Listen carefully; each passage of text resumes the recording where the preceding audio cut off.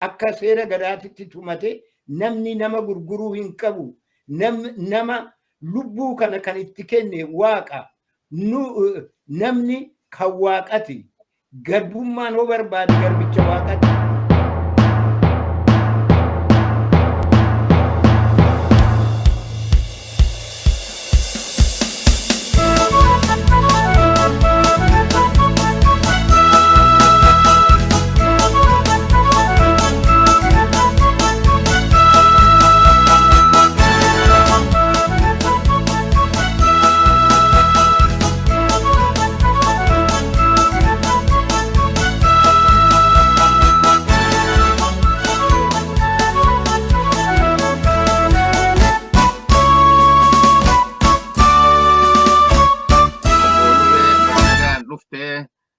waamicha keenya kabajjee kuni sagantaa hegeree sirna gadaati.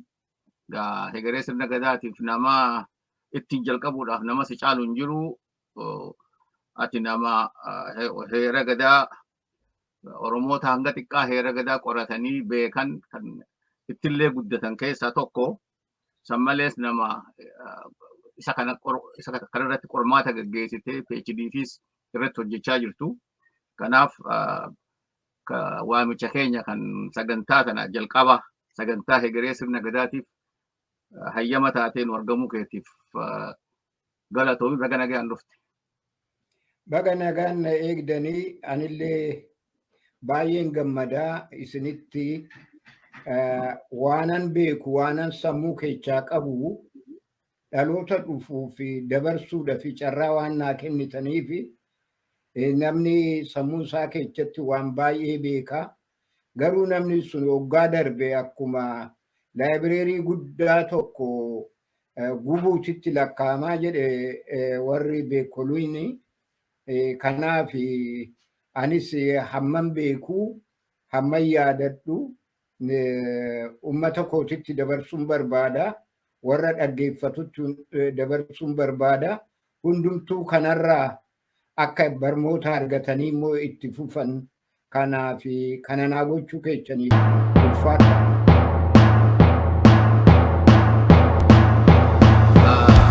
Ilma keetitu dhiyeenya kana boqote gadaa Gabraab gadaa gaafa gadaan ani Oromaa fedha jedhee namni abbaa tahee isa Oromeessuudhaaf qophaa'e sii fi addee Iftuu Kabbadaa haadha ta'uudhaan kanaaf Rabbi jabina isaa siyaa kennuu hagam takka wal quba qabaachaa turtanii akkamiin boqotee meeshaa qorraa nu ibsite. Sirni moggaasaa gadaa keessa jira waanumarraa dubbannu. Oromoon nama kaan caalee odoon ta'in kan baay'ate nama kan biraa kan waraanullee waraana irratti duula irratti kan booji'e filmaata kennaafi asitti hafuu barbaadamoo warra keetitti deebi'uu barbaaddaa jedheet isuma gaafata.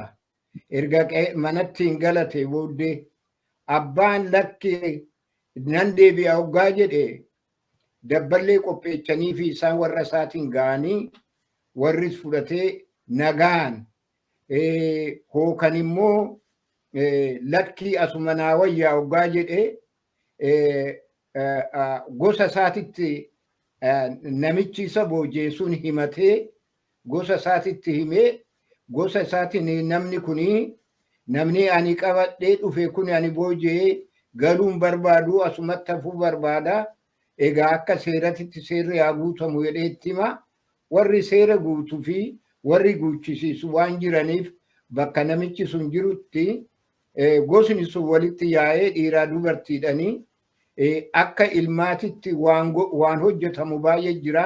Waan qalamutu jira, dhadhaatu jira, dammatu jira, aannantu jira. Kan kana fakkaatu keessatti ilma isaanii godhatanii akkasitti moggaafatu. Egaa inni Oromoo ta'uu nan barbaada. Sirna gadaa keessatti Oromoo ta'uu akka danda'amu natti himanii jiru. Hoo carraa naa kennitanii ilma Oromoo nagootanii baay'een gammadaa jedhee raawwateetu nutti himate.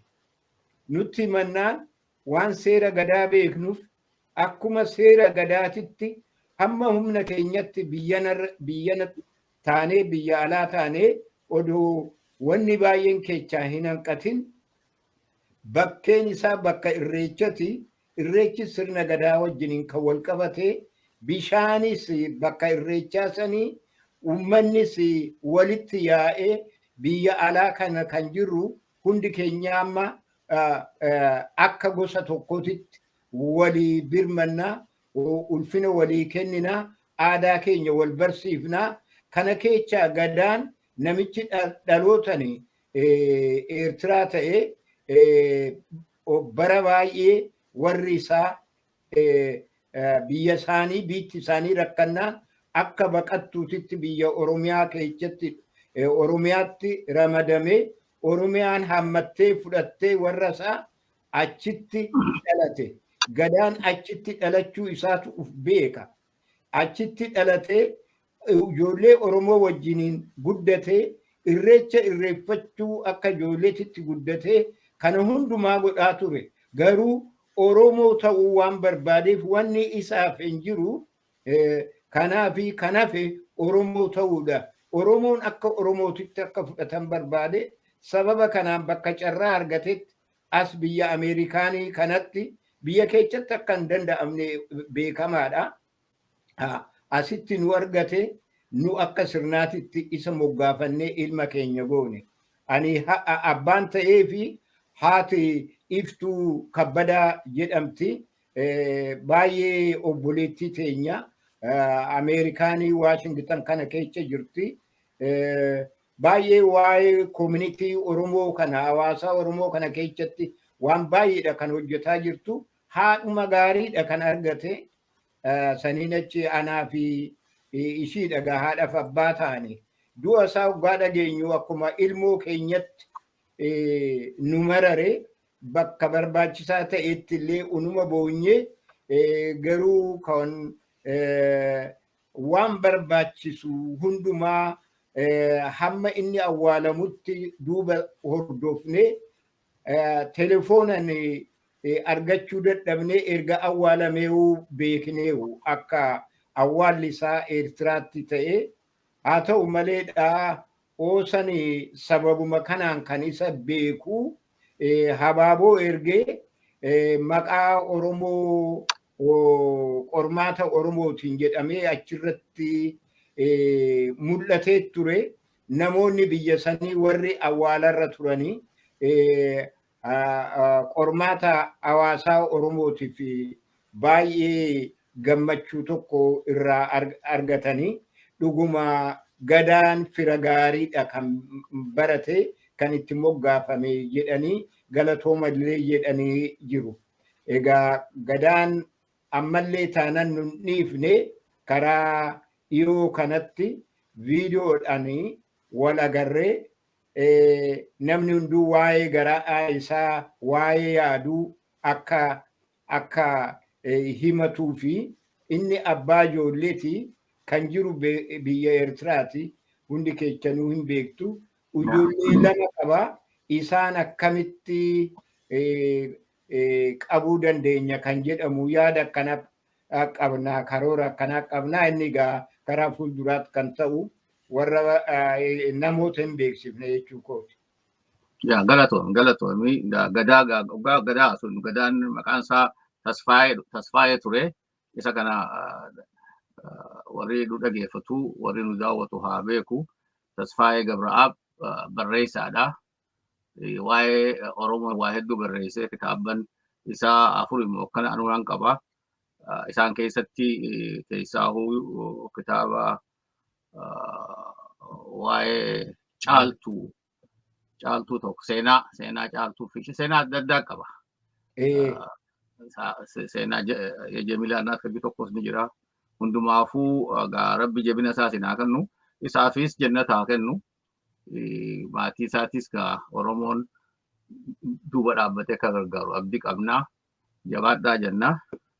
Sagantaan kun sagantaa qormaataa fi hubannoota akkasumatti xiinxala sirna gadaa kan kaleessaa akkamitti Oromiyaa boruutti dhimma itti bahuu dandeenya kan jedhu. Kanaaf san keessa seennaa. Kanaaf gaa akkuma reefu jedhetti obbo Lubeen nama ogummaa beekumsa sirna gadaa akka gaariitti qabu waan ta'eef wanni keessummaa duraa godhanne gaaffii jalqabaa kaniin fidu obbo Lubee silaa waa hedduudha wanni gadaa haasawamee yeroo gabaabduu keessatti haasawameen dhumu beekuullee nama rakkaa. Waliigalatti gadaan maali? Maali gadaa jedhama? Gadaan sirna Oromoon ittiin jiraatu, sirna nagaan waliin jiraatan, kan of keessatti akkatti walii wajjin jiraachuu, akkatti wal bulchuu, akkatti waaqa uumaa kanaaf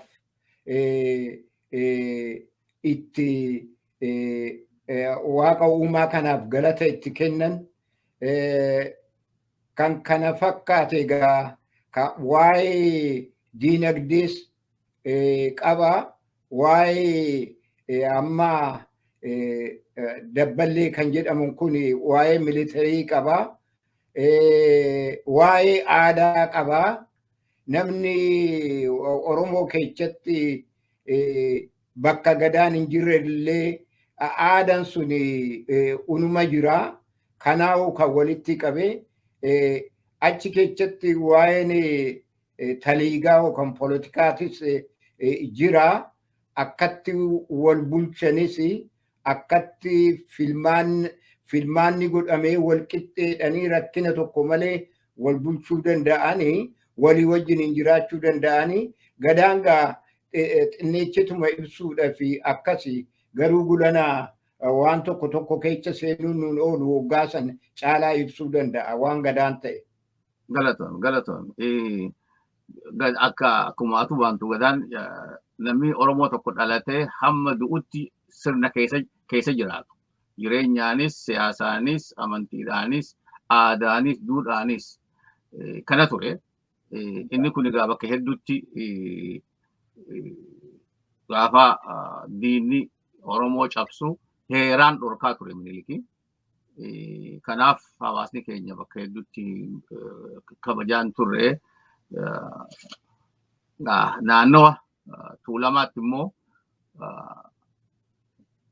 dhiibbaa diinni naannawa san gabroonfachuuf godhachaa ture irra aanee sadarkaa takkatti sirni kun deemaa jira. Akkamitti akkas ta'uu danda'e? Maaltu dandamachiise naannawa Tuulamaatti? Egaa achitti akka gaariitti ibsuudha fi beektaa Oromoon ergaa xinnoo duubatti deebi'ee kanaaf akkanaa tolu jechuun barbaada. Oromoon gadaa 5 qaba. Oromoon hundumtuu 5 qaba gadaa bakka jiru hundatti. Bakka tokkotti maqaan bakka maqaatitti hundumaa miti 5 keessaa 2 hookan maqaa gosa isaanii hookan maqaa iddoo jiranii akkasitti kan moggaafatantu jira. Hookan tokko kan of keessaa qabu. Fakkeenya maammaa gadaan dhiyoo kana Karrayyuu irratti hoggaa dhageechan Karrayyuu bichillee gadaa bichillee jedha. Tuulamnis bichilleedhuma jedha. Gadaa bichilleedhuma qaba. Bakka biraa garuu baay'eedha maqaan isaanii adda addaan kan ta'e.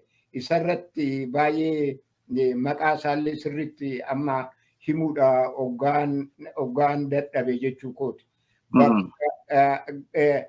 Amma tuulamnii fi maccasi waanuma tokko duwwaadhaan kan adda ta'e malee 4 wal fakkaatu. Boorana gaa bakkeetti gadaan hundee gadaati jedhamee namni haasa'u achillee sadiin wal fakkaatu. Bakka wal fakkaatan jira, bakka addaan ta'e hin jira. Isa karaa fuulduraa akka tokko ta'u gochuudha fi gadaa irratti qormaanni godhame kan jaalatu keessaa tokko fudhame bakka hundattuu gadaan jiru maqaadhuma miseensa tokko akka qabatu gochuudha.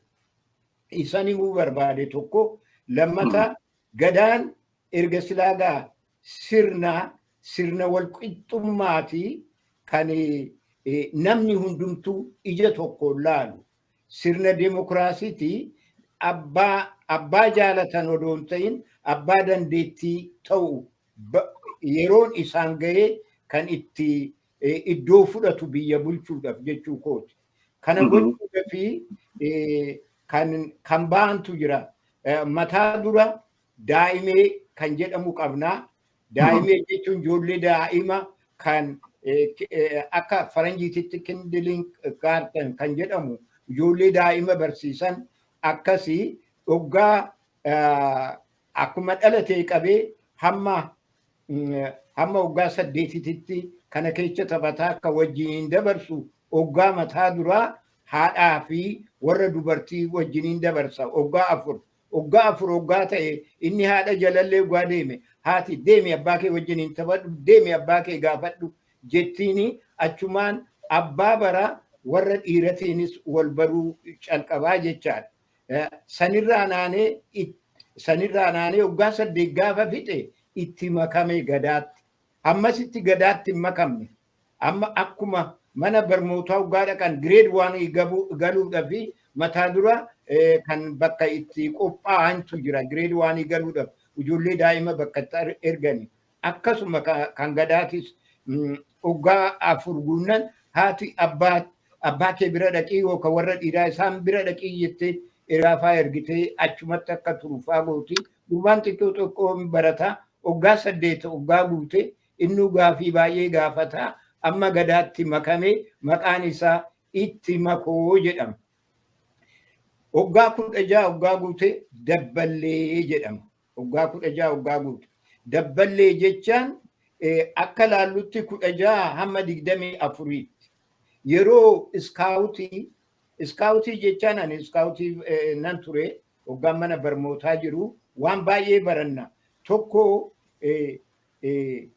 wanna hadhaa qabu yookaan muka hadhaa qabu yookaan immoo ilbiisa akka bineensaa kan hadhaa qabu kan bofaafaa isa faa barannaa turre hoo tasa loon tiksinu hoo hadhaa bofni nu ciniinne hamma namni nu qarqaarutti maal gochuun akka nurra jiru iskaawutiin kana bara seera gadaattis kanuma akkanaa kanaafaa wal barsiifna bakka dildilli hin jirretti jedha iskaawutiin kan oromootis bakka dildil laga ce'uu barbaachisu muka caccabsaniiti irra kaa'anii raatanii wal qixxeechanii godhu.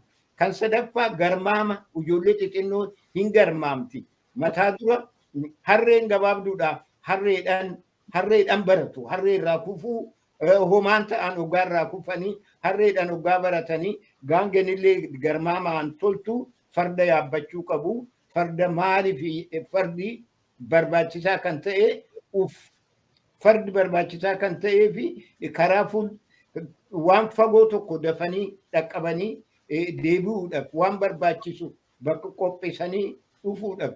Kanaaf immoo lolarratti diina reebuudhaaf bineensa hamaa ari'uudhaaf ergaa dafanii dhaqanii dafanii deebii qabanii fiduudhaaf farda gulufuun kana duwwaa odoon ta'in caalatti immoo isaan warri dabballee kanuma baratanii waggaa 30 hamma waggaa 24tti kana baratu. Waggaa 24 hamma 32tti maal inni isaan kan baratan waggaa jedhame loltuudha. Foollee ta'anii jiru. Foollee argitanii baranaa miti dhiyoo bara darbe irreecha irratti warra foollee waan isaan fafakkaatanii warra waggaa 32 hamma 40tti jiran warra waggaa 32 hamma 40tti jiranii lakki waggaa 24 warra jiran foolleen saniin achi 24 amma 32tti foolleedha. Foolleen warra lolaaf qophaa'e gaa'ii akka baraa kanatti militarii sekshinii jechaadha. Foolleen waggaa 32 kan waggaa fixanii qondaalatu dhufa. Qondaalli waggaa 8 qaba. Niitii fuudhuudhaaf hormaata ofii qabaachuudhaaf kan mataa ofii kan handhuraa ofii karaa fuulduraatti niitii fuudhee ijoollee dhalfachuu qabaa. Kan ittiin jiraatan kan mataa ofii abbaa irratti taa'uu odoon ta'in ofii kan of danda'e qabaachuutu isarra jira. Mana mataa ofii qabaachuutu isarra jira. Lolan deemu inni unuma ta'a waggaa san. Maatii baay'ee dhalcha gizee san yeroo qaba. Kanarraan darbee waggaa 40 kana waggaa darbee qondaala jedhama.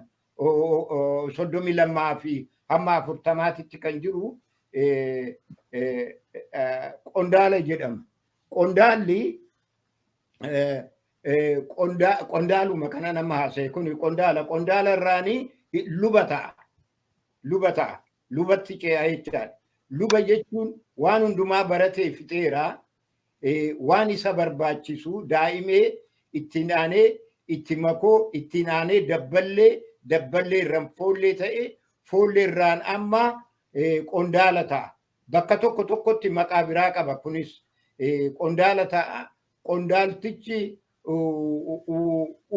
amma uf danda'ee ijoollee qaba. Waan isarraa barbaachisu argatee jira. Amma wannoo ta'uu qaba. Biyya bulcha. Kan biyya bulchuu luba ta'ee lubni biyya bulchaa akka lubaatitti wanni barbaachisu. Lubni kuni baay'eedha. Gosa hundumarraa luboonni kan filamanii dhufanii lubootuma keessa gosni hundumtuu luba baay'ee qabu kan mataa isaanii kan barri ga'een jarreessan keessa isaan filanii raawwataniiti isaan uf keessa nama 3 filanii caffee guddootti ergu. Caffeen kan gosaa jira. Inni caffee bal'oodha gaa'ii gosa baay'eedha. Waluma keessa fakkeenyaaf 4 qalloo waggaa ta'ee 4 qalloo 4 jennu 4 suni uf keessa luboota mataa ofii qabu. Achitti isaan keessa immoo 4 san keessa nama 3 nama 4 ergu. Nama 16 ergu jechaadha. Caffee gosaatitti hundi achitti wal dhiibaan oolu. Bakka biraatis akkasi. Kuni hundumtuu booda caffee guddootti kan ummata Oromoo hundumaaf ta'u gosni Oromoo hundumtuu uf keessaa namoota filee caffee suni caffeen kan nama 16 sun san keessaa nama 4 filu. Kun achumatti hafa caffee dhumufiitti achi isaan bakka immoo caffee naashinaal bakka caffee Oromoo hundumaatiif ta'utti walitti galu akkasitti filamaa. Sirni gadaa akkas ture. Sirni gadaa akka gaarii ture. Kanarratti aanee Oromoon yeroo baay'ee waa'ee walaabuu kana haasa'u.